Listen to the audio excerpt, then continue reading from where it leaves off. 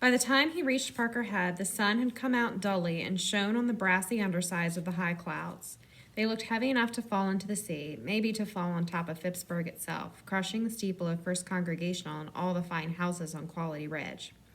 "It won't make a bit of difference," he said to himself as he climbed the porch steps. "Not one bit," he said as he opened the door. But now he hardly believed it at all. "Turner, is that you?" called his father.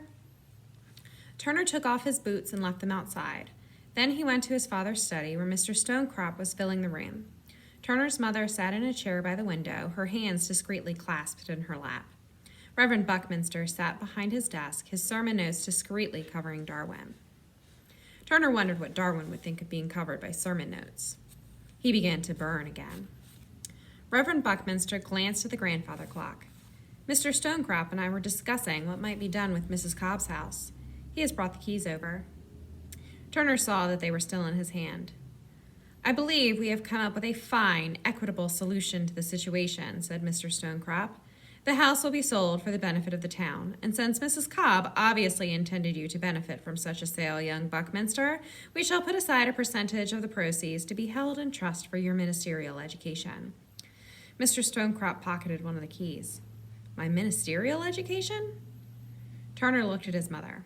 "So that you might follow in your father as he followed his," said Mr. Stonecrop. "To be a minister?" "That is what a ministerial education would be for, certainly." Turner felt the territories moving farther west. He looked at the pile of sermon notes and felt the bulk of a ministerial education covering him. He took a breath. He had almost touched a whale. "Well, Reverend Buckminster," said Mr. Stonecrop, "I think everything is most satisfactorily concluded." "No, sir," said Turner. Mr. Stonecrop looked hard at him. "No, sir," said Turner again. Mr. Stonecrop looked harder still. "It is not the place of a young boy to question," he said slowly. "I wonder," said Turner's mother, "if Turner hasn't already made plans for the house." "Plans for the house?" Mr. Stonecrop now looked more than irritated. "What plans could you have made so quickly?" "I've decided to give the house to Lizzie Griffin and the Easons." "Jake Eason?" Mr. Stonecrop stood. "Yes, sir." "Jake Eason from Malaga Island?" "Yes, sir." "And Lizzie Griffin, that Jonah's daughter?" "Yes, sir." Mr. Stonecrop leaned over the desk. "You realize, Buckminster, that she is as black as the ace of spades." Reverend Buckminster sat silent. Mr. Stonecrop took 2 steps across the room, 2 steps back. He glared at Reverend Buckminster and then at Mrs. Buckminster. He glared especially long at Turner, who saw the word homicide spring into his mind. Turner wondered if the tendency toward homicide might be one of the multiform individual differences or slight variations that were introduced into his species by moments just such as this.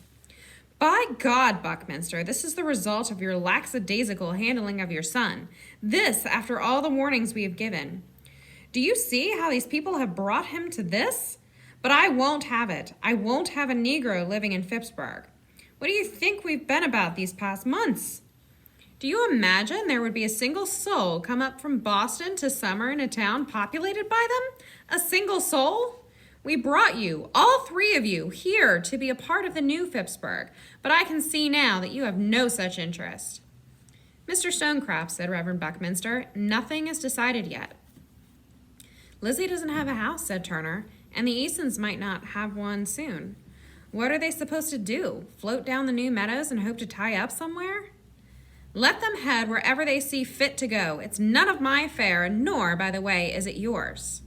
"I'm giving the house to Lizzie," said Turner.